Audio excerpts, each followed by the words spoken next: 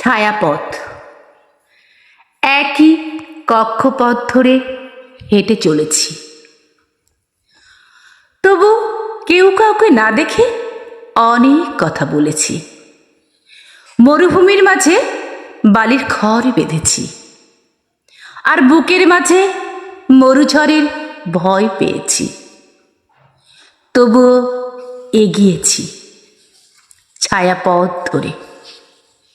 তুমি দাঁড়িয়ে আছো কক্ষপথের শেষে, যেখানে ভালো লাগা আর ভালোবাসা মেশে। তুমি মরুভূমির রোদ্দুর হতে চেয়েছিলে, আর আমি বৃষ্টি হয়ে ঝরেছিলাম।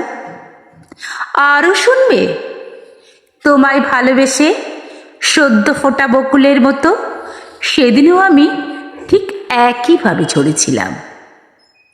সেদিনও আমি ঠিক একইভাবে ঝরেছিলাম।